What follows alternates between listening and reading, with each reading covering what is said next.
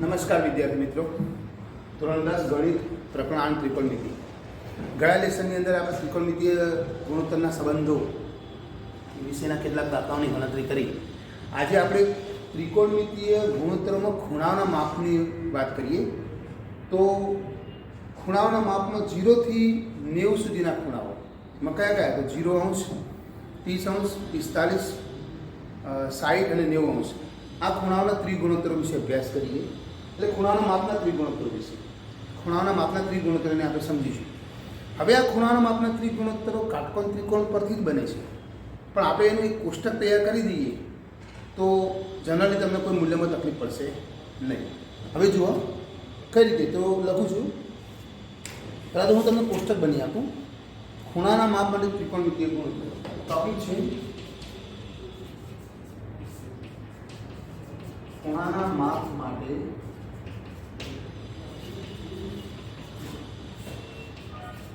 ત્રિકોણમિતિય ગુણોત્તરો. ખૂણાના માપ માટે ત્રિકોણમિતિય ગુણોત્તરો. હવે ખૂણાના માપ માટેના ત્રિકોણમિતિય ગુણોત્તરોમાં 0, 30, 45, 60 અને 90 કે જોઈએ આપણે.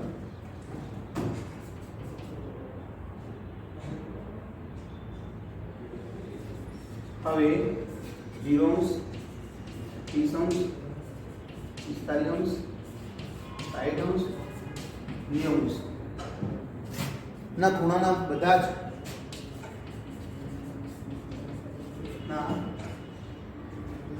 ત્રિકોણમિતિય ગુણોત્તરો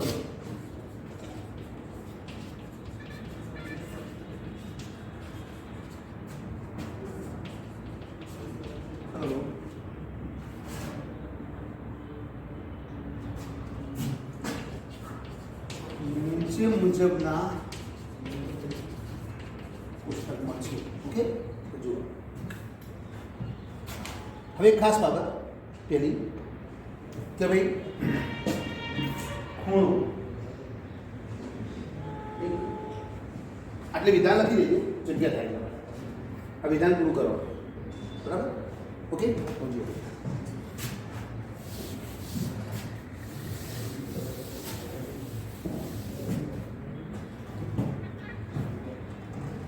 અંશ,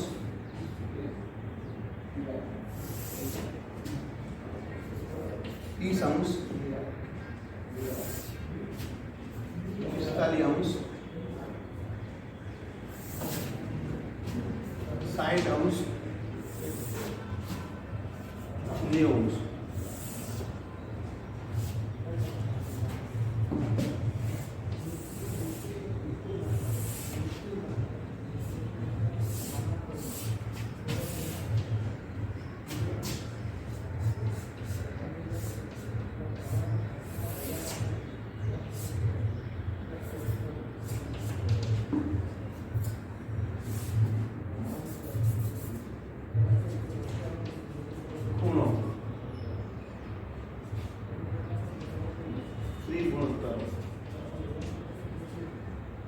જો પેલું 60 આ તો એટલો 60 નથી.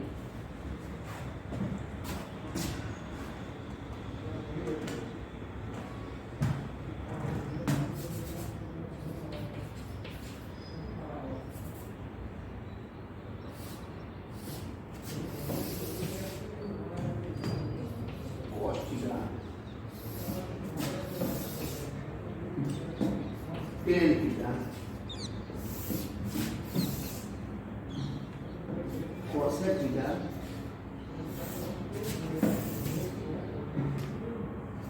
sec theta અને cot theta. ઓકે, આ પ્રમાણે આપણે કોષ્ટક તૈયાર કરી દીધું. હવે જોજો,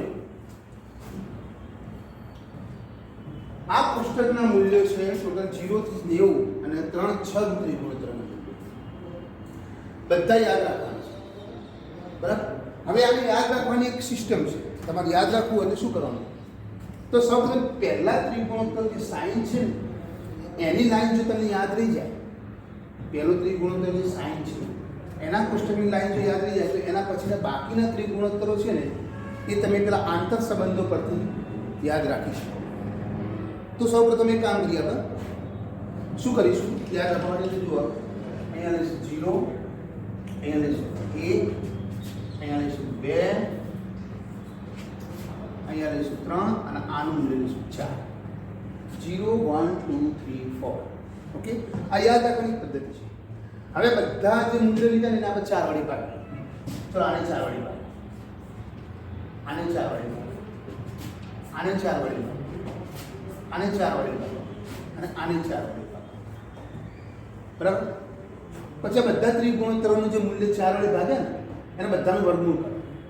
ચલો આનું વર્ગમૂળ કરો, આનું વર્ગમૂળ કરો. ઓકે, આ બધાનું રૂટ કરવાનું. તો થશે જો 0 ભાગ્યા 4 નું વર્ગમૂળ એટલે 0. ઓકે, 1 ભાગ્યા 4 નું વર્ગમૂળ એટલે 1/3. કઈ આવ્યું? ચાલો મતલબ sin θ sin 0 નું મૂલ્ય 0 આવ્યું. બરાબર?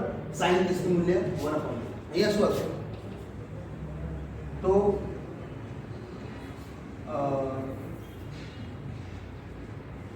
સોરી તો ભૂલ આવે છે કે નહીં? બરાબર. આ શું? હા, આ છે 1/2. બરાબર, રાઈટ છે. એટલે આનું સમીકરણ કરવાનું છે. હવે તમે કહેશો આ કઈ રીતે આવે? તો આમ તો રિયલી આ રીતે આવે. 2/4 નું રૂટ, તો રૂટ 2/2 થાય. બરાબર, રૂટ 2/2 થાય. પણ આપણે પેલું સમીકરણનો નિયમ શીખીએ ને, સમીકરણ કરે તો જ ઉપર 2 થાય, નીચે 2 રૂટ 2 થાય. એટલે રૂટ 2 એટલે 1/2 આ રીતે. આની ગણતરી આ જ રીતે આવે. થોડી ગણતરી બતાવી એટલે આપણે મેં સીધું લખું તમને યાદ રાખવાનું. ઓકે, ચલો જુઓ એના પછી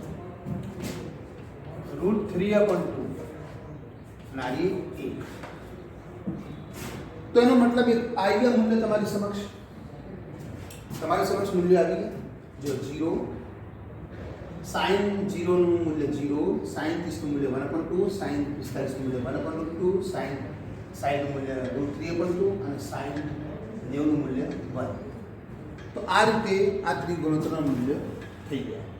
હવે તમે જોઈ રહ્યા છો કે આમાં જનરલી sin ના મૂલ્ય કેવા છે? તો કેટલાક ખરા ખોટાઓની ખાલી જગ્યાઓની અંદર આ વસ્તુ ઉપયોગમાં આવે છે. એટલા માટે હું તમને ઉલ્લેખ કરું કે sin નું મૂલ્ય એના ખૂણાના આધારે ચડતું મૂલ્ય છે. sin 0, 1/2, 1/2, root 3/2, 1. એટલે sin છે ને ચડતા મૂલ્યમાં છે.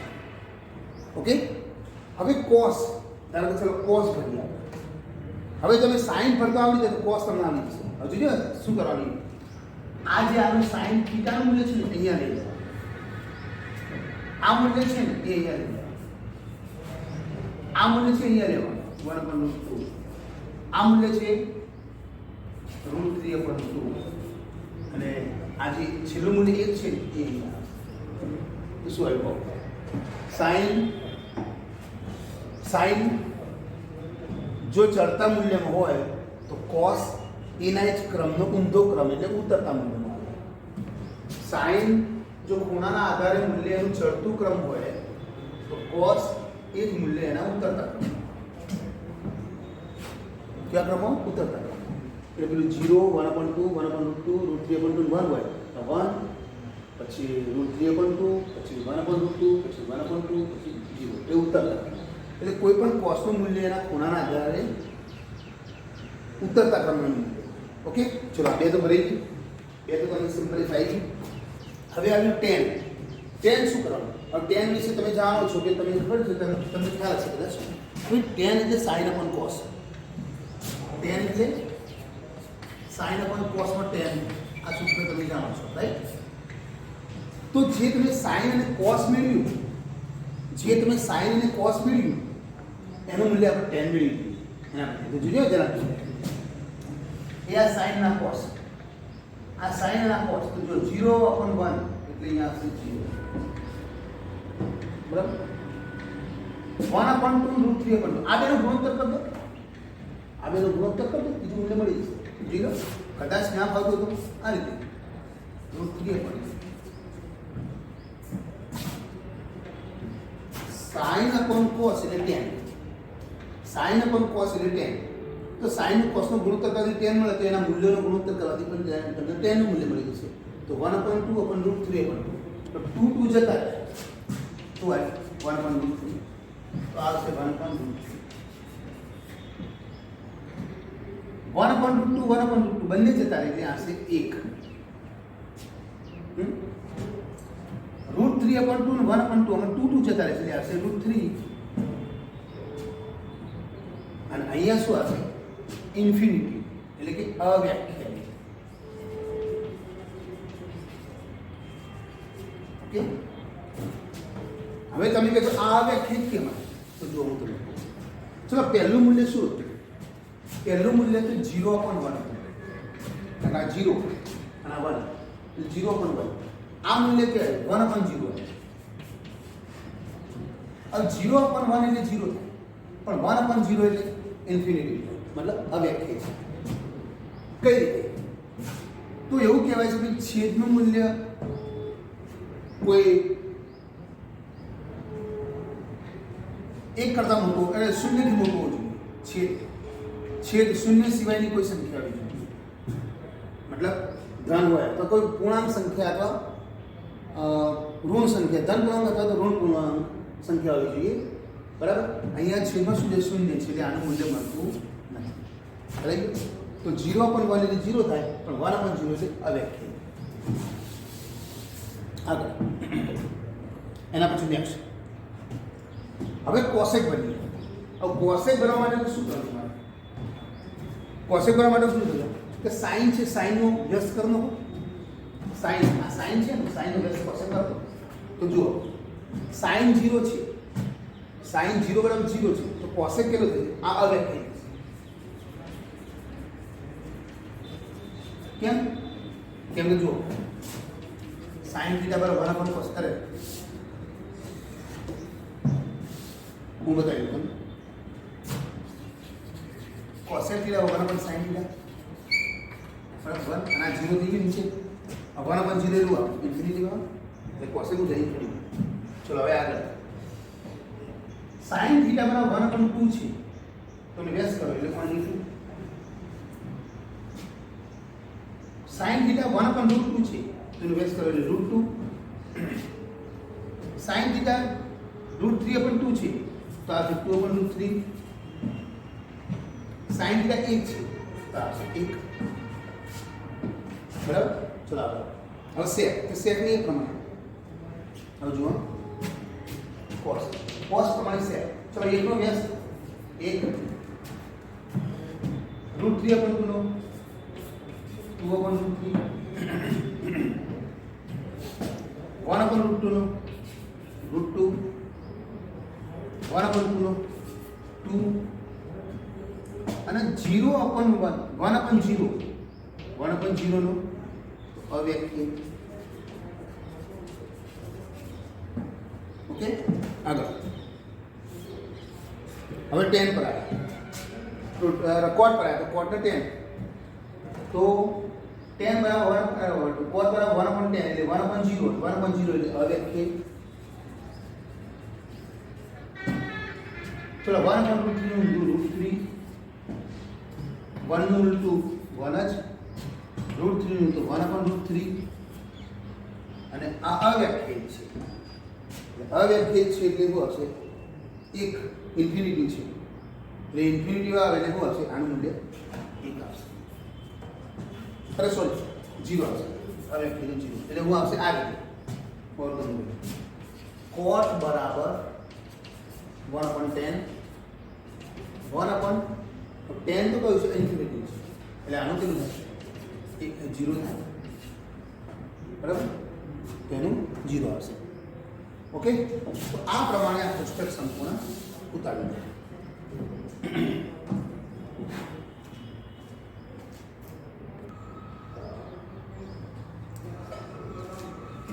ઓકે કોષ્ટક યાદ રાખજો આ કોષ્ટકના મૂલ્યો પછી તમને કેટલાક દાખલાઓની ગણતરી આપણે કરીશું અને ટોપિક બિલકુલ સરળ છે ત્રિગુણોત્તર પણ યાદ રાખવા પડશે અને કોષ્ટકના મૂલ્યો પણ યાદ રાખવા પડશે ચલો આગળ વધીએ.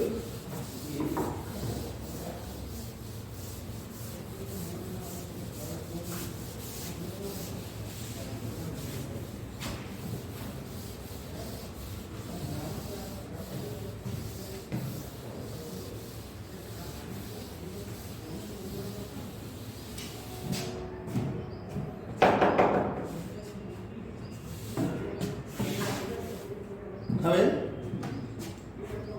જો example sin 30 cos 45 cos 30 sin 45 plus cos 30 sin 45 કિંમત શોધો. sin 30 cos 45 cos 30 sin 45. હવે તમે કોષ્ટકના મૂલ્યમાં તમારે જોવો sin 30 એટલે 1.2 cos 45 એટલે 1.2 બરાબર. બીજું cos 30 એટલે √3/2 અને sin 45 એટલે 1.2. મોડ એક વસ્તુ ફાઇનલ કે આ દાખલાની ગણતરી કરવી હોય તો કોષ્ટકના મૂલ્યો તમને આવડવા જોઈએ બરાબર. બાકી તો બધું સાદું જ છે પણ કોષ્ટકના મૂલ્ય નીકાળવાની ઉદાહરણ કે આનો ગુણાકાર કરીએ તો 1/2 પ્લસ અહીંયા શું છે તો √3/2 આટલું આવી.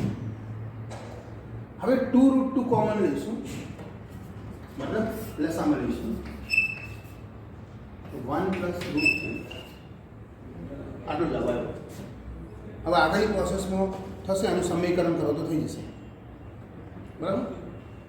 તો આની આ પ્રોસેસમાં શું કરીએ પેલું સમીકરણ √2 વડે ગુણ્યા √2 વડે બાકી બરાબર. તો હશે √2 1 + √3 નીચે 2 અને √2 એટલે 2 એટલે 2 ને 4 તો અંતે જવાબ શું આવ્યો √2 + √6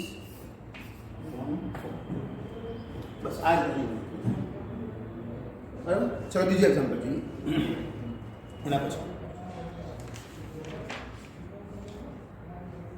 sin² 45 લખી દેજો તમે.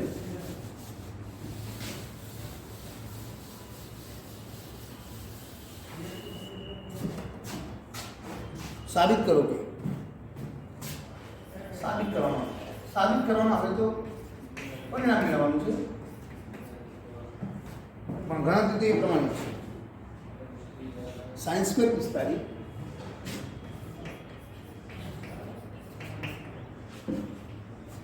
પ્લસ sin² 30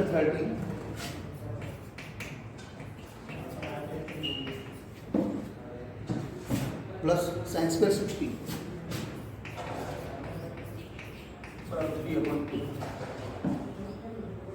બરાબર. 3/4 આપણે જવાબ મેળવવાનો. તો જુઓ ડાબાની ગણતરી કરીશું. sin² 45 હવે sin 45 એટલે કેટલા તો sin 45 એટલે 1/√2 ચલો sin² 30 એટલે કેટલા તો 1/2 અને sin² 60 એટલે કેટલા તો √3/2 બધાના મૂલ્ય મૂકી એના બધા પર સ્ક્વેર આવે. ચલો 1/√2 એટલે 1/2 1/2 સ્ક્વેર એટલે 1/4 અને √3/2 સ્ક્વેર એટલે 3/4 નીચે 4 લખાવી 4 લસાવી 4 નો 2 ભાગનો ઉપર વચ્ચે 2 આ 4 લસામાં જતા રહે 1 અને આ 4 લસામાં જતા રહે 3 3 ને 2 5 ને 6 6 ભાગ્યા 4 એટલે 3 બરાબર. ઓકે આ દાખલો મૂળ આમાં ખાસ નવી બાબત એક જ છે કે તમને આ ત્રિગુણોત્તરોના કોષ્ટકના મૂલ્યો આવડવા જોઈએ. એ મૂલ્યો આવડે તો પછી એના પછીનું જે લસાનું જે સાદું છે એ બધું તો તમે પાયામાં ભણેલા છો બસ એ પ્રમાણેનું જવાબ છે બરાબર. બીજું એક ઉદાહરણ લઈએ. સાઇન સ્ક્વેર 45 કોસ સ્ક્વેર 45 બરાબર 1. Sine square 45 plus cos square 45 બરાબર 1. ચલો આપણે જોઈએ. ચલો આની ગણતરી કરીશું.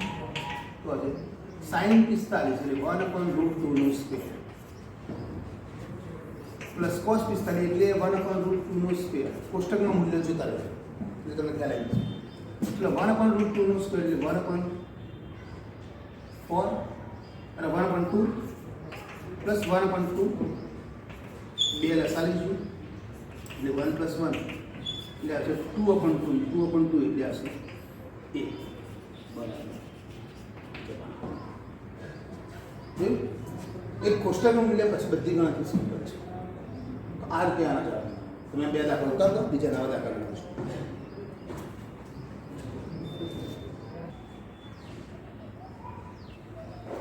ચલો બીજા એક દાખલાની ગણતરી કરીએ.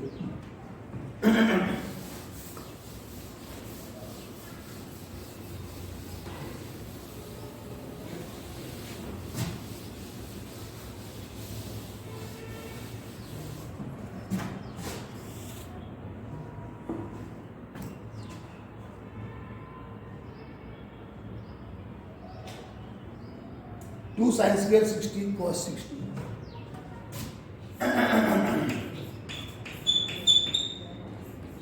cos 60 બરાબર 1 મેળવવાનો છે.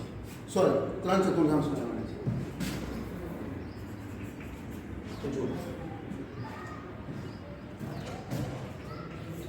2 sin સ્ક્વેર 60 એટલે √3/2 સ્ક્વેર into cos 60 એટલે 1/2 2 3/4 into 3 બરાબર 2 જતા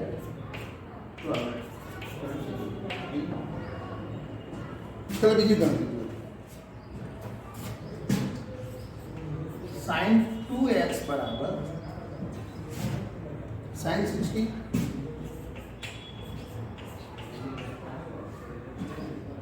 cos 30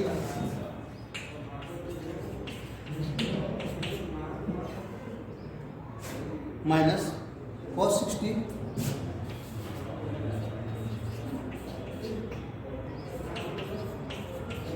sin 30. x ની કિંમત શોધો.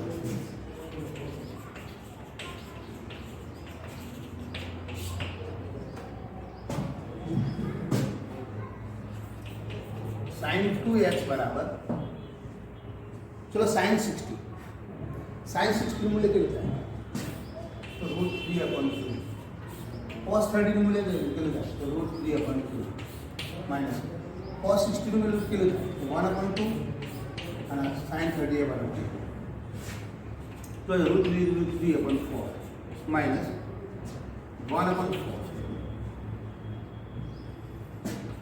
4 प्लस आ लिए तो ऊपर आसे 2 तो 1/2 आयो आ सो sin 2x. अब 1/2 मूल्य છે જે એ તમે પુસ્તક પ્રમાણે તમે જાણો sin 2x બરાબર sin 30 આ 1/2 પુસ્તકના મૂલ્ય પ્રમાણે sin 30 નું મૂલ્ય છે. sin જતા રહે એવું હશે 2x બરાબર 30 x બરાબર 15 ओके पूरी कर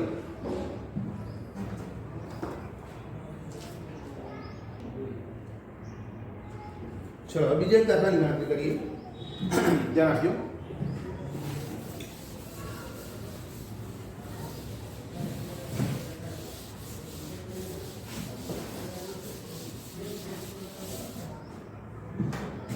બીજા દાખલાની ગણતરી કરીએ ધ્યાન આપો. a बराबर 30 b बराबर 60 a बराबर 30 b बराबर 60 માટે ચકાસો કે sin a plus b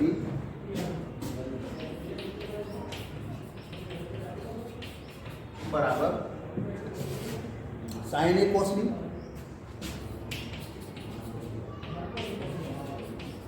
plus cos A sine B.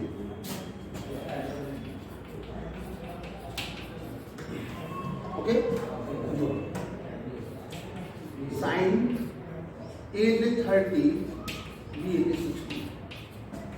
Sign 30 cos 60 cos 30 sin 60 મૂલ્ય મૂકી દીધા. તો જુઓ આની ગણતરી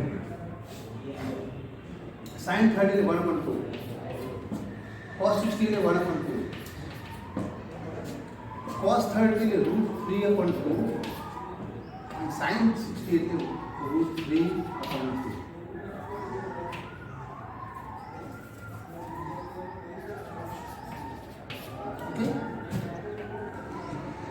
So 1/2 1/4 root table 3/4 બરાબર. આ એક ફોર્મ હોય સાઈન બરાબર સાઈન ને મૂલ્ય કોષ્ટકના મૂલ્ય પ્રમાણે જોતા. ઓકે, આપણે દાખલા જોઈએ. ચાલો બીજું આગળ એક નોર્મલ એક બીજો દાખલો કરું છું. તો આ રીતે અલગ અલગ કેટલાક દાખલા તમારી સમક્ષ રજૂ કર્યા. હવે બીજું જુઓ, 2 tan 30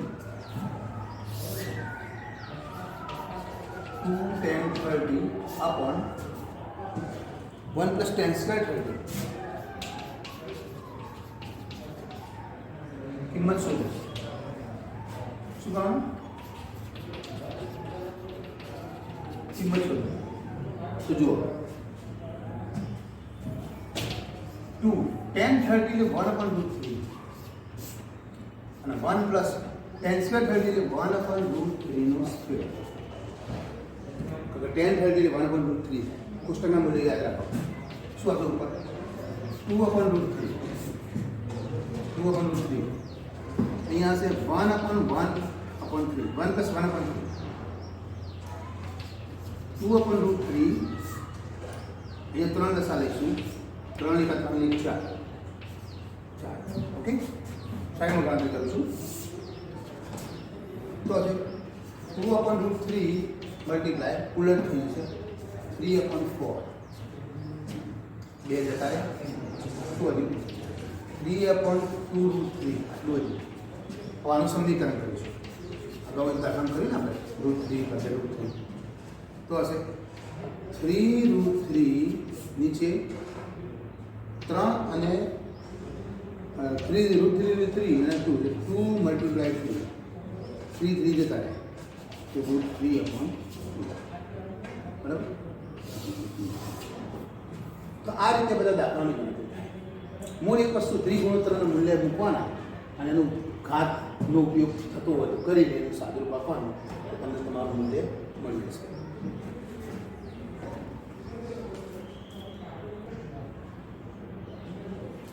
આ દાખલાઓ ત્રિકોણમિતિની અંદર ત્રિગુણોત્તરના મૂલ્યો મતલબ કોષ્ટકના આધારે મૂલ્યોથી આ દાખલા થોડા સરળ છે. તમને ગણવાની મજા આવશે. કોષ્ટકના મૂલ્યો યાદ લેવા જોઈએ. પરીક્ષાની અંદર દાખલો પૂછાય તો જનરલી જરૂરિયાત પ્રમાણે કોઈ સાઈડમાં કોષ્ટક બનાવી દેવું યાદ રાખીને, તો દાખલાની ગણતરી સરળ રહેશે. હવે બીજા કેટલાક દાખલાઓની ગણતરી તમારે જાતે ગણવાની છે. ટેક્સ્ટબુકની અંદર આવા કેટલાક આપે છે દાખલા, અને તો તમારે ગણતરી કરજો અને આ પોઈન્ટની અંદર જો તકલીફ હોય તો જાણ કરજો.